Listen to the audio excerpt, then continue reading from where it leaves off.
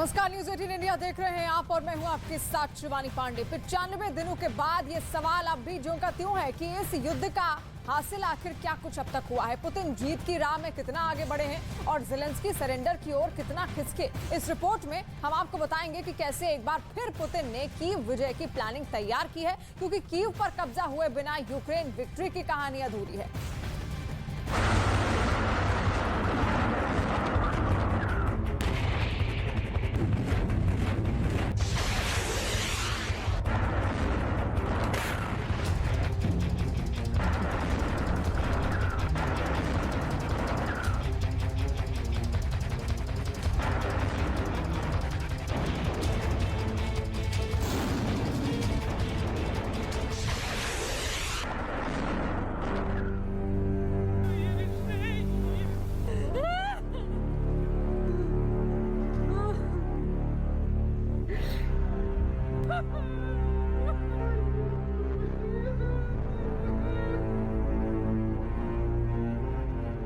मुझसे जंग के बारे में मत पूछो, बताओ कि वहां कोई बाघ है?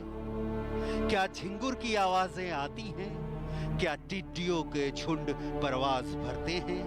क्या घोघा अब भी आजाद घूमता है? क्या चेरी के पेड़ों पर फूल आए हैं? अगर कोई इन फूलों को चुनने आता है, उनसे तुम मिसाइल स्ट्राइक की बातें ना करना। जंग खत्म होने पर उन सारे लोगों को यूक्रेन बुलाना, उन लोगों के प्रति हम कृतज्ञता जाहिर करेंगे। हम उन्हें बताएंगे कि हमारे बच्चे सुरक्षित हैं।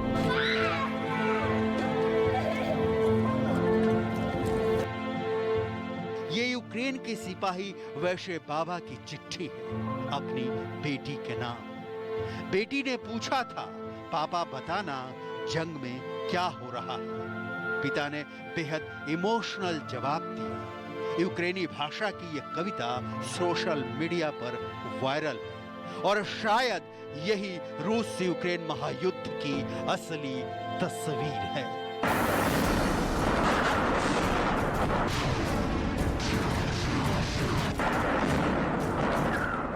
ना पूछिए कि जंग में अब तक कौन जीता कौन हारा। जंगी मोर्चे पर रूस ने कितने यूक्रेनी सैनिकों को मारा, फ्रंट पर कितने रूसी सैनिकों ने जान गंवाया।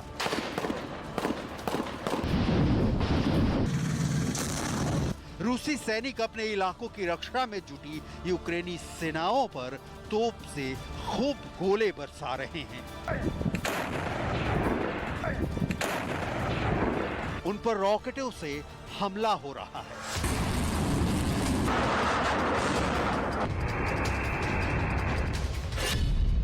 रूस इस वक्त दो तरफ से हमला कर रहा है, उत्तर में इजियम और पश्चिम में सेवेरोडोनेस्क से। हालांकि रूस को दोनों ओर आगे बढ़ने में थोड़ी ही कामयाबी मिल रही है, लेकिन रूस के राष्ट्रपति व्लादिमीर पुतिन खुश हैं। जंग में मनमर्जी वाली जीत भले ना हासिल हो रही हो, लेकिन अब तक जो हासिल हुआ है वो रूस के लिए कमतर भी नहीं। बॉर्डर्स गार्ड्स डे पर राष्ट्रपति पुतिन ने देश को संबोधित किया। Уважаемые товарищи, стоящая перед вами задача особенно значима сейчас, в условиях беспрецедентного политического, экономического, информационного давления на нашу страну. Наращивание военного потенциала НАТО непосредственно у российских рубежей. कोई शक नहीं कि अमेरिका के नेतृत्व में मिल रही नेटो ताकतों की मदद ने ज़ेलेंस्की को अब तक झुकने नहीं दिया, लेकिन शक तो इसमें भी नहीं कि पुतिन ने रूस पर लगाए सारी प्रतिबंधों की चिंदी उड़ा दी। अब तक वही किया जो रूस के हित में था। वैसे भी अंजाम की परवाह करने वाले जंग नहीं लड़ते, समझौते करते हैं। Особо отмечу четкие и мужественные действия личного состава пограничной службы России по пресечению различного рода провокаций и попыток проведения диверсий. Речь прежде всего идет об участках нашей государственной границы в районах проведения специальной военной операции. 9 मई को विजय दिवस के बाद ये पहली बार था जब पुतिन जंग के दौरान जनता से सीधे मुखातिब हुए। यह पहली बार था जब ठीक ज़ेलेंस्की के अंदाज में ज़ेलेंस्की को पुतिन ने जवाब दिया। बिल्कुल कड़क, ठोस और जंग में सधे कदमों के साथ आगे बढ़ने की इच्छा दोहराई। ऐसा लगा जैसे शुरुआती दिनों की भूल के बाद पुतिन अब एक कुशल योद्धा की माफिक नए तरीके से तैयार हो रहे हैं। युद्ध की तारीखों को बिना काउंट किए, दिन, हफ्ते, महीने की परवाह किए यूक्रेन के राष्ट्रपति ज़ेलेंस्की ने भी पुतिन को जवाब दिया। कैलिफोर्निया के स्टैनफोर्ड यूनिवर्सिटी की सभा को संबोधित करते हुए, санкції важливі дуже. Але санкції сьогодні, ви знаєте, в більшості своїй Росія обходить. І чому? Тому що немає об'єднаної міцної позиції всього світу проти агресії Росії. पुतिन का मकसद तो यही है, ज़ेलेंस्की को सरेंडर कराकर कीव में अपनी कठपुतली बैठाना, जो नाटो से दूरी बनाए रखे और रूस से दोस्ताना व्यवहार करे। लेकिन ज़ेलेंस्की ऐसा नहीं चाहते, लिहाजा यूक्रेन कभी दक्षिण में जलता है, कभी पश्चिम में और अब पूरब में जल रहा है। United nation human right monitoring mission के आंकड़ों के मुताबिक 19 मई तक जंग में 3,811 नागरिक मारे जा चुके हैं। संयुक्त राष्ट्र की रिपोर्ट के मुताबिक यूक्रेन से 6 लाख लोग विस्थापित हो चुके हैं। इसमें 90% महिलाएं और बच्चे। एक स्टडी के मुताबिक 8 लाख लोग आंतरिक रूप से विस्थापित हुए हैं।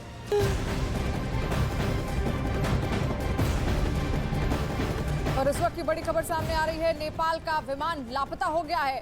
तारा एयरलाइंस का विमान लापता हुआ है। बड़ी खबर, पोखरा से भी उड़ान भरी थी इस विमान ने और एयरक्राफ्ट में 19 लोग उस वक्त सवार थे और फिलहाल ये विमान लापता हो गया है। 4 भारतीय समेत 19 यात्री इसमें सवार थे और विमान अब लापता है, जिसकी तलाश लगातार तेज कर दी गई है। इस एयरक्राफ्ट की तलाश तेज कर दी गई है और तलाश के लिए 2 हेलीकॉप्टर फिलहाल लगाए भी गए हैं और तारा एयरलाइंस का ये विमान था जो कि लापता हो गया है। नीरज कुमार इस वक्त हमारे साथ फोन लाइन पर भी जुड़े हुए हैं। नीरज, फिलहाल क्या अपडेट्स मिल पा रही हैं? देखिए, अब तक जो जानकारी नेपाल से आ रही है उसके मुताबिक अब तक कोई भी अपडेट नहीं है कि विमान को खोज लिया गया है, क्योंकि 1.5 घंटे होने को जा रहे विमान को लापता हुए। जब लास्ट टाइम संपर्क किया गया था, जब संपर्क टूटा उस 1.5 घंटे हो चुके हैं और लगातार वहां के जो अधिकारी है इस प्रयास में जुटे हुए हैं कि जल्द से जल्द विमान को खोजा जाए। कुल 22 लोग, जैसा आपने बताया कि जो चालक दल के सदस्य हैं विमान में, उनको लेकर 22 लोग हैं। सबसे बड़ी चिंता की बात यह है कि 22 लोगों में 4 भारतीय भी हैं और विमान को खोजने का काम वहां जारी है और देखना होगा कि कब तक कोई भी जानकारी मिलती है कि कहां ये विमान है। जी नीरज, और तारा एयरलाइंस का ये विमान था। फिलहाल नीरज, 4 भारतीय भी हैं इसमें। भारतीय एजेंसियों की तरफ से क्या रुख अपनाया जा रहा है, किस तरीके से कांटेक्ट किया जा रहा है? देखिए, ये अभी पिछले 1.5 घंटे पहले ये खबर आई है कि तारा एयरलाइंस का जो विमान था वो संपर्क विहीन हो गया है। उसके बाद से भारतीय अधिकारी भी, जो वहाँ के हाई कमिश्नर, जो नेपाल में हाई कमीशन है भारत का, वहाँ वो लोग भी अलर्ट मोड में आ गए हैं जानकारी लेने के लिए। लेकिन सबसे जो अभी का वहाँ डेवलपमेंट है नेपाल में वो ये है कि नेपाल में इस विमान को खोजने का काम जारी है। अभी वैसा वक्त या उस तरह की कोई जानकारी नहीं मिली है कि कुछ वहां भारत की हाई कमीशन की तरफ से अब तक कुछ नेपाल के अधिकारियों से आधिकारिक तौर पे कुछ कहा गया, लेकिन हाँ, अलर्ट मोड में सब कोई है। जी, यानी कि आधिकारिक तौर से अभी कुछ नहीं कहा गया है, लेकिन सब कुछ अलर्ट मोड पर है और लगातार छानबीन जारी है। तारा एयर का ये विमान बताया जा रहा है जिसमें कुल मिलाकर 22 पैसेंजर्स थे, 4 भारतीय और 19 नेपाल के।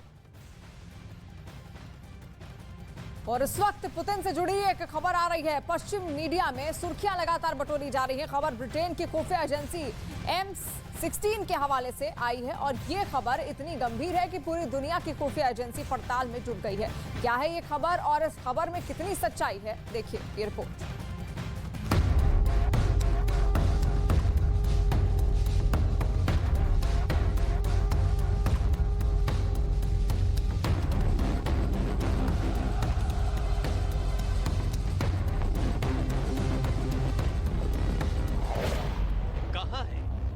राष्ट्रपति पुतिन примирить посеять национальную и религиозную вражду. क्या पुतिन का कोई बॉडी डबल है?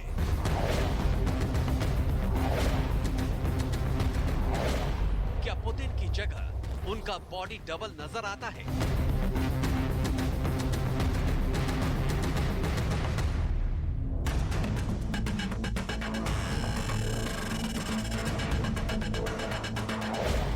ब्रिटेन की खुफिया एजेंसी ने बहुत बड़ा दावा किया।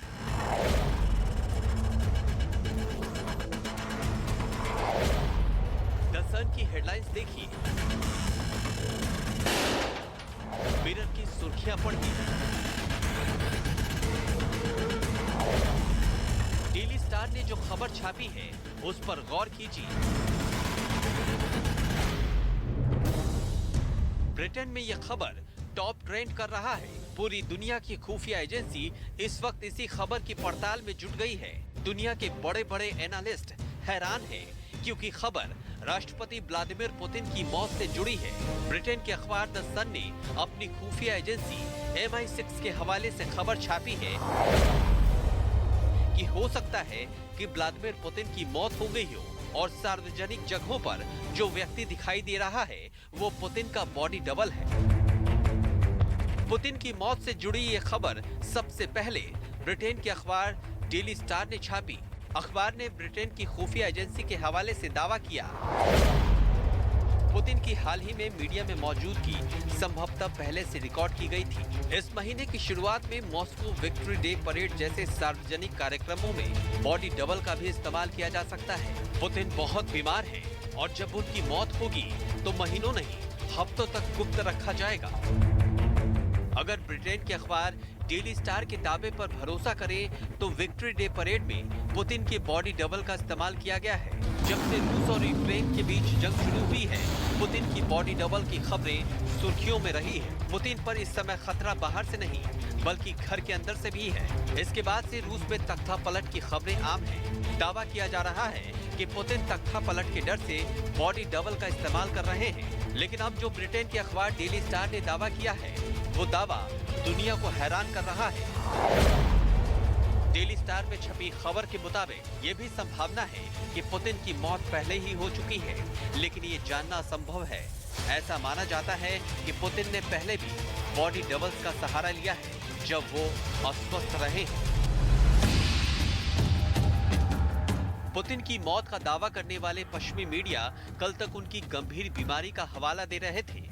यही अखबार पुतिन के करीबियों के हवाले से ये जानकारी दे रहे थे कि पुतिन को 18 महीने पहले पेट का कैंसर और पार्किंसन बीमारी हुई थी।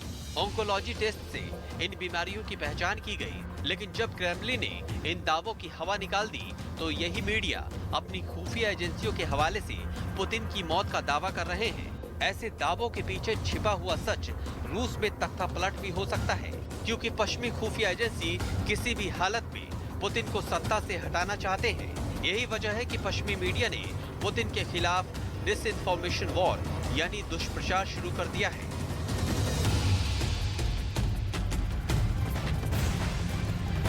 और इस बीच दुनिया को अनाज संकट से बचाने के लिए पुतिन ने पश्चिमी देशों के सामने रूस पर लगाए प्रतिबंधों को हटाने की शर्त रख दी है, क्योंकि काला सागर में रूस के जंगी जहाजों और पनडुब्बियों ने पूरी तरह से किलेबंदी कर रखी है, जिससे वहां से गुजरने वाले तमाम जहाज फंसे हुए हैं। और इस बीच कुछ अंतर्राष्ट्रीय एजेंसियों का ये मानना है कि कई देशों ने गेहूं का स्टॉक अब खत्म होने की कगार पर है।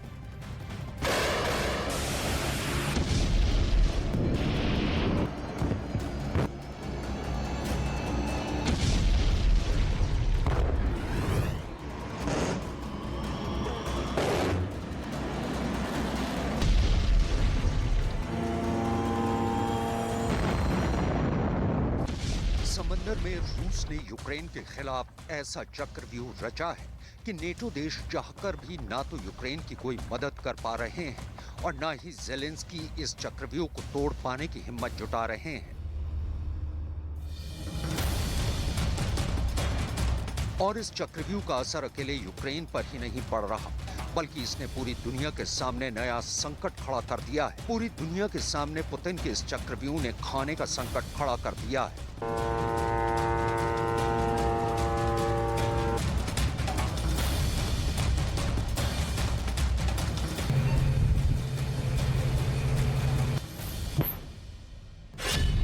समंदर में रूसी चक्रव्यूह में फंसे ज़ेलेंस्की काला सागर में यूक्रेन पर पुतिन पर पहरा।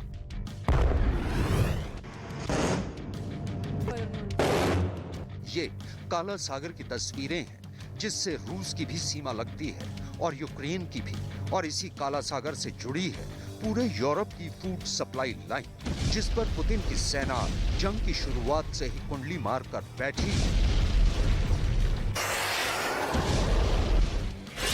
ऐसी कुंडली जिसने यूक्रेन को यूरोप के देशों से जोड़ने वाले रास्ते को ब्लॉक कर दिया है। इस ब्लॉकेज की वजह से यूक्रेन का अनाज यूरोप और बाकी देशों तक पहुंच नहीं पा रहा। पिछले 3 महीने से यूक्रेन के कई कार्गो शिप अनाज के साथ काला सागर में फंसे हैं और अब कार्गो शिप पर लदे अनाज के सड़ने की नौबत आ गई है। काला सागर में यूक्रेन के लिए रूस की घेराबंदी को तोड़ पाना मुमकिन नहीं है, क्योंकि काला सागर में यूक्रेन से जो समुद्री रास्ता यूरोप तक जाता है, उस रास्ते पर रूसी सेना के जंगी जहाज और रूसी पनडुब्बियों ने जबरदस्त किलेबंदी कर रखी है और इस वजह से वहां से गुजरने वाले तमाम जहाज अटके हुए हैं। इस घेरेबंदी की वजह से यूरोप और दुनिया के बाकी देशों की मुश्किलें क्यों बढ़ी हुई है, अब वो समझिए। असल में यूक्रेन गेहूं सप्लाई करने वाला दुनिया का 5वां सबसे बड़ा मुल्क है। दुनिया की गेहूं की जरूरतों का करीब 10% हिस्सा यूक्रेन ही पूरा करता रहा है, लेकिन पिछले 3 महीने से यूक्रेन से गेहूं की सप्लाई पूरी तरह से ठप पड़ी हुई है। फिलहाल खबर है कि करीब 2 करोड़ टन गेहूं यूक्रेन के बंदरगाहों पर फंसा है, जिसे रूस निकलने नहीं दे रहा। इस वजह से दुनिया में गेहूं की भारी कमी हो गई है। यही नहीं, दुनिया के कई देशों के सामने खाने का संकट तक खड़ा हो गया है। दुनिया के ऐसे दर्जनों देश हैं जो समंदर में यूक्रेन का रास्ता खुलने की बड़ी शिद्दत से इंतजार कर रहे हैं। खुद इटली के प्रधानमंत्री ने रूसी राष्ट्रपति पुतिन से बैठक की, जिसमें इस मुद्दे पर चर्चा की गई। लेकिन इस बैठक के दौरान रूस ने यह साफ कर दिया कि वो काला सागर से निर्यात तभी होने देगा जब पश्चिमी देश उस पर लगे सारे प्रतिबंध हटा देंगे। मतलब ये कि रूस काला सागर में अपनी ताकत के दम पर पश्चिमी देशों को झुकाने में जुटा है और पुतिन की इस रणनीति को यूरोपीय देश भी समझ रहे हैं। ब्रिटेन ने तो रूस के इस कदम को फिरौती के लिए बंधक बनाने वाला कदम बता दिया। ब्रिटेन के विदेश मंत्री ने कहा, रूस ने दुनिया भर के सबसे गरीब लोगों के बीच भूख और भोजन की कमी को हथियार बनाया है। प्रतिबंधों को हटाना संभव नहीं है। कोई तुष्टीकरण लंबे समय में पुतिन को और मजबूत बनाएगा। मतलब ये कि ना तो समंदर में पुतिन झुकने को तैयार है और ना ही यूरोप के देश पुतिन की शर्तों को मानने को राजी दिख रहे हैं। और इन दोनों के बीच पिस रही है दुनिया की वो आबादी जिन्हें ना तो युद्ध से कोई मतलब है और ना ही किसी की जीत हार से। उन्हें बस दरकार है 2 वक्त की रोटी की, जो इस जंग के बीच समंदर में पिछले 3 महीने से अटकी है। असल में यूक्रेन दुनिया के कई देशों को अनाज भेजता है, उनमें अफ्रीका और मध्य एशिया के कई देश शामिल हैं। और ऐसे में यूएन के खाद्य और कृषि संगठन के मुताबिक यूक्रेन दुनिया का 5वां सबसे बड़ा गेहूं निर्यात करने वाला देश है और दुनिया के बाजार में उसकी हिस्सेदारी करीब 10% है। इसके अलावा यूक्रेन मक्का और सूरजमुखी का तेल भी बड़े पैमाने पर दूसरे देशों को भेजता है, लेकिन उसके तमाम बंदरगाहों पर रूस का कब्जा है और इसी वजह से अनाज की सप्लाई ठप पड़ी हुई है। और जंग ऐसे ही चलती रही तो दुनिया भर में 81 करोड़ से ज्यादा लोगों के सामने भूखों मरने की नौबत आ जाएगी। और वहीं रूस के राष्ट्रपति व्लादिमीर पुतिन की परमाणु हमले वाली धमकी को लेकर सवाल अब खड़े हो रहे हैं। सवाल इसलिए क्योंकि विशेषज्ञों का यह मानना है कि पुतिन इस वक्त ठीक वैसा ही कर रहे हैं जैसा वियतनाम वॉर के दौरान अमेरिका के राष्ट्रपति रिचर्ड निक्सन ने किया था और निक्सन की इस थ्योरी को मैडमैन थ्योरी करार दिया गया था। तो क्या सच में यूक्रेन के खिलाफ पुतिन उसी मैडमैन थ्योरी का इस्तेमाल कर रहे हैं या वो अपना रहे हैं जिस थ्योरी को निक्सन ने अपनाया था?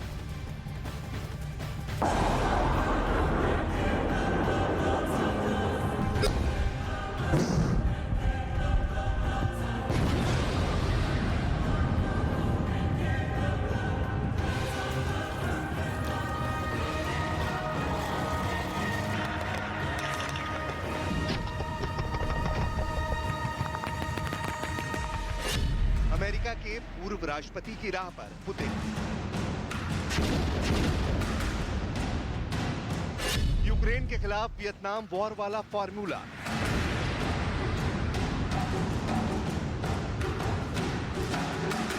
जो निक्सन ने किया, क्या वही पुतिन कर रहे हैं?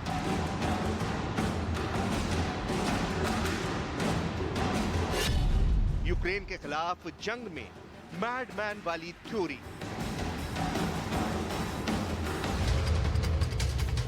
जंग के मैदान से आई इस चौंकाने वाली खबर की पूरी कहानी हम आपको दिखाएंगे। इससे पहले रूस के राष्ट्रपति पुतिन की उस धमकी को सुन लीजिए जिसे युद्ध की शुरुआत में ही दिया गया था। तब पुतिन ने आगाह करते हुए चेतावनी दी थी, बाहर से जिसने भी दखल देने की कोशिश की, जो भी हमारे रास्ते में आएगा और रूस या उसके नागरिकों को धमकी देने की कोशिश करेगा, उसे तुरंत परिणाम भुगतना होगा। ऐसा परिणाम जो आपने अपने पूरे इतिहास में नहीं देखा होगा।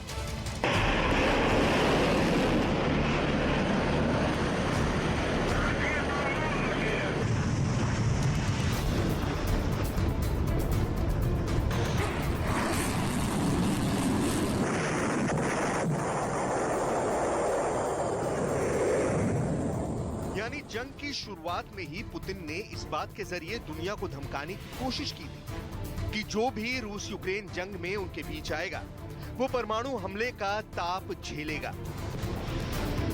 जो भी यूक्रेन की मदद करने के लिए आगे बढ़ेगा, उसे रूस के घातक हमलों का शिकार होना पड़ेगा।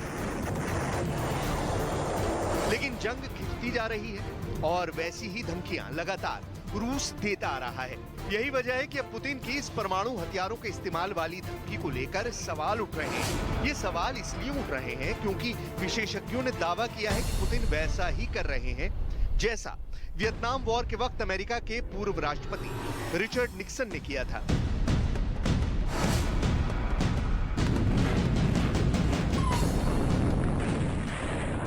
वॉशिंगटन डीसी में आर्म्स कंट्रोल एसोसिएशन के एग्जीक्यूटिव डायरेक्टर डेरिल जी किम्बल का दावा है कि अगर रूस के अस्तित्व पर खतरा हुआ तो वो परमाणु हथियारों का इस्तेमाल कर सकता है।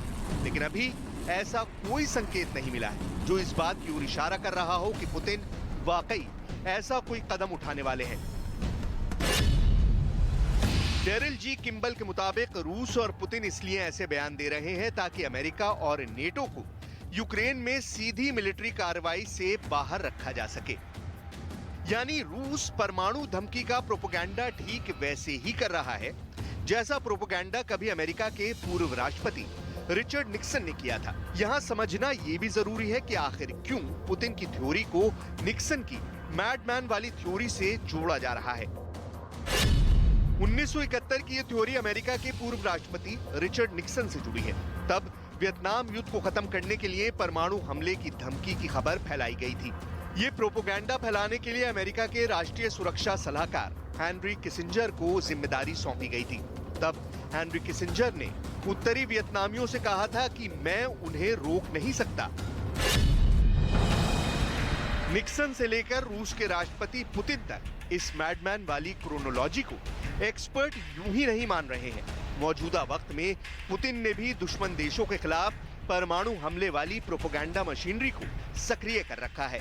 इसे समझने के लिए रूसी सलाहकार दिमित्री पेस्कोव के उस बयान को सुनना होगा जो उन्होंने यूक्रेन के मददगार देश ब्रिटेन के पीएम बोरिस जॉनसन को लेकर किया था। बोरिस, सिर्फ एक हमला और इंग्लैंड तबाह हो जाएगा।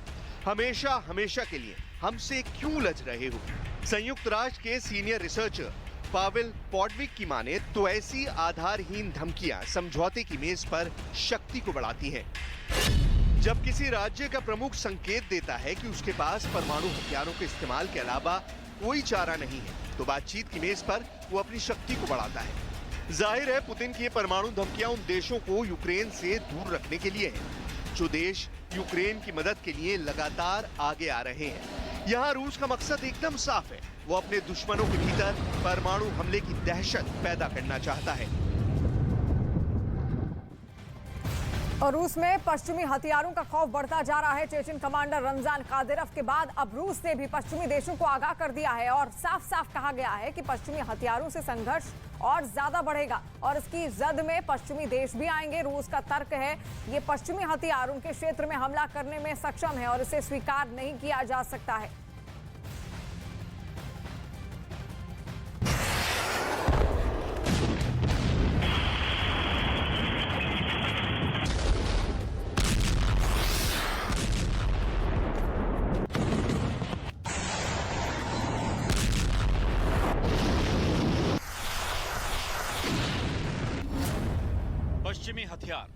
रूसी सेना में कोहराम।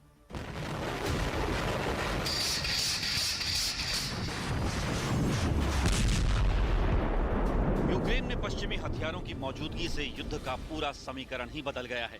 यूक्रेनी सेना के पलटवार से रूस के टैंक राख में बदल गए। आगे बढ़ती रूसी सेना को बैकफुट पर आना पड़ा। दिन हो या रात, रूस की सेना पर कई जगह यूक्रेनी सैनिक भारी पड़ते दिखे। अब खबर है कि यूक्रेन को अमेरिका आधुनिक रॉकेट लॉन्चर भेजने की तैयारी कर रहा है।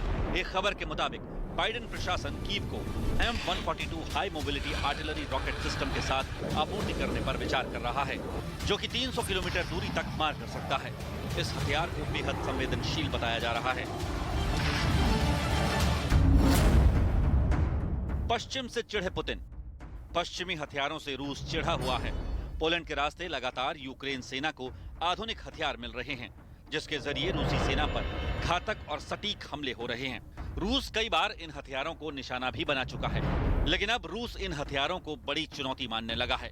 रूस ने कहा है, पश्चिमी हथियारों से संघर्ष बढ़ेगा। यूक्रेन को सप्लाई हो रहे हथियार रूसी क्षेत्र पर हमला करने में सक्षम है। इसे स्वीकार नहीं किया जा सकता।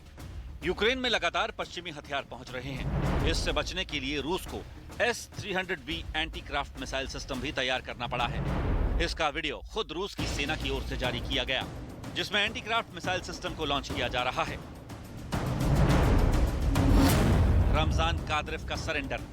यूक्रेन में चेचन कमांडर रमजान कादिरोव की सेना की बेरहमी और खौफ किसी से छिपे नहीं है। कादिरोव कई बार दुनिया को ये दिखाने की कोशिश कर चुका है कि उसके लड़ाके कितने बेरहम और खतरनाक हैं। इसके लिए कादिरोव ने कई बार ऐसे वीडियो का सहारा लिया जिसमें उसके लड़ाके यूक्रेन की सेना पर जोरदार हमले करते दिखाई दिए, और ऐसे ही वीडियो के जरिए उसने कई बार ये भी दावा किया कि उसके लोग कभी हार नहीं मानते। लेकिन अब खबर है कि रमजान कादिरोव को खुद यूक्रेन युद्ध में हार का डर सताने लगा है।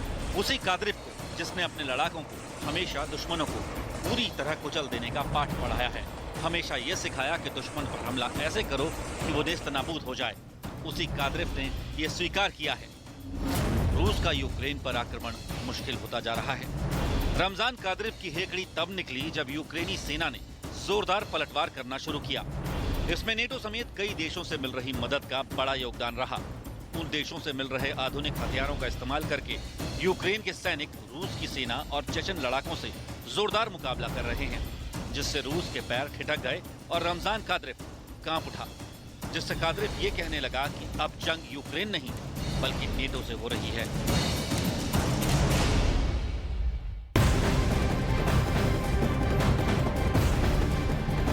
और इस वक्त की बड़ी खबर सामने आ रही है नेपाल से। नेपाल का यात्री विमान लापता हो गया है। पोखरा से जोमसोम ये विमान जा रहा था और 4 भारतीय समेत 22 यात्री इसमें कुल सवार थे, और विमान फिलहाल लापता है। तलाश लगातार तेज कर दी गई है। और आपको बता दें, तारा एयर का ये विमान था जो लापता हुआ है। 22 यात्री इसमें सवार थे, जिसमें से 4 भारतीय भी बताए जा रहे हैं। पोखरा से जोमसोम जा रहा था ये विमान, 4 भारतीय समेत 22 यात्री इसमें शामिल थे, और फिलहाल विमान लापता हो गया है, जिसकी खोजबीन लगातार अब तेज कर दी गई है। तारा एयर का ये विमान बताया जा रहा था, जो कि जोमसोम के पास दिखा था, और आखिरी बार ये कहा जा रहा है कि 10:35 के आसपास इसमें बातचीत हुई थी, और उसके बाद से कोई कांटेक्ट अब तक नहीं हो पाया है, कोई संपर्क नहीं साधा गया है इस विमान द्वारा। तो तारा एयर का ये विमान बताया जा रहा है, नेपाल का यात्री विमान है। पोखरा से जोमसोम ये जा रहा था। नीरज इस वक्त हमारे साथ फोन लाइन पर जुड़ गए हैं। नीरज, फिलहाल क्या अपडेट्स अभी मिल पा रही है, क्या जानकारियां?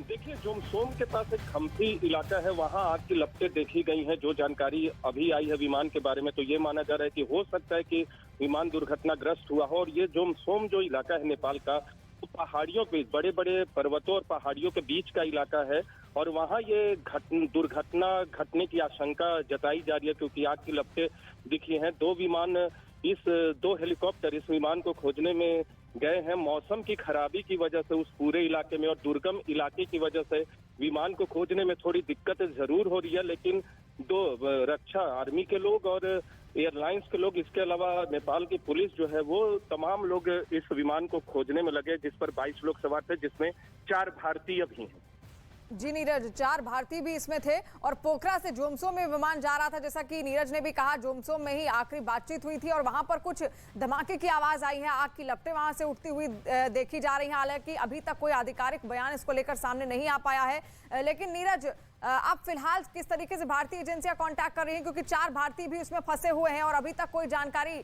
पुष्ट तरीके से निकल कर नहीं सामने आ पा रही है। देखिए, अभी पूरी जो कोशिश है, नेपाल के अधिकारियों की बात करें, अगर भारतीय लोगों की बात करें, भारतीय हाई कमीशन की बात करें वहां, तो अभी नेपाल के अधिकारियों की कोशिश है कि उस विमान का पता लगाया जाए, क्योंकि आशंका जताई जा रही है कि विमान दुर्घटनाग्रस्त हुआ है और 2 घंटे का वक्त होने जा रहा है। करीब 10:35 पे विमान संपर्क विहीन हुआ था आखिरी बार, और उसके बाद अब 2 घंटे का वक्त होने जा रहा है। और इस 2 घंटे के वक्त बीतने के साथ और आग की लपटें दिखने के बाद ये आशंका जताई जा रही है कि विमान दुर्घटनाग्रस्त हुआ, लेकिन आधिकारिक तौर पे इस तरह की कोई जानकारी अभी नहीं दी गई है। वहां के होम मिनिस्ट्री के एक अधिकारी के मुताबिक, जिन्होंने एक मीडिया माध्यम में बात की है, उन्होंने कहा है कि अभी यही कहा जाना चाहिए कि 22 लोग लापता हैं। अभी कोई सूचना नहीं आई है उनकी। आग की लपटें जरूर जोमसोम में देखी गई हैं, लेकिन अभी ये कहना कि विमान दुर्घटनाग्रस्त हुआ है उचित नहीं होगा आधिकारिक तौर पे। लेकिन हाँ, जोमसोम में आग की लपटें जहां दिखाई दी हैं, उससे आशंका जरूर बनती है कि हो सकता है कि ये विमान दुर्घटनाग्रस्त हुआ है। आशंका जताई जा रही है कि विमान दुर्घटनाग्रस्त हुआ है। हालांकि कोई आधिकारिक बयान इसको लेकर सामने नहीं आया है, पुष्टि नहीं हो पाई है। और जोमसोम जहां की जा रहा था ये विमान, वहीं पर कुछ आग की लपटें होती हुई दिखाई दी हैं, धमाके की आवाज भी वहां से सुनाई दी है। हालांकि 2 हेलीकॉप्टर अभी भेजे जा चुके हैं, खोजबीन के लिए लगातार तलाश जारी है। तारा एयर का ये विमान बताया जा रहा है, जो कि दुर्घटनाग्रस्त होने की आशंका जिसको लेकर जताई गई है। और भारत की बड़ी financial subscription service money control pro special offer के साथ अपनी 3री वर्षगांठ मना रही है। रोजाना सिर्फ ₹1 में मनी कंट्रोल प्रो सब्सक्राइब करें और ₹1 लाख से ज्यादा के ऑफर पाएं। प्रधानमंत्री मोदी ने की मन की बात। भारत में स्टार्टअप कमाल कर रहे हैं, छोटे शहरों में भी स्टार्टअप सफल। देश में यूनिकॉर्न की संख्या 100 के आंकड़े तक पहुंची। जमीयत की बैठक में यूनिफॉर्म सिविल कोड का हुआ विरोध। जमीयत की नसीहत, यूसीसी को छोड़ना ठीक नहीं। ज्ञानवापी और मथुरा पर भी प्रस्ताव पेश। जम्मू कश्मीर के कठुआ में पुलिस ने पाकिस्तानी ड्रोन को मार गिराया। ड्रोन को कब्जे में लेकर जांच जारी।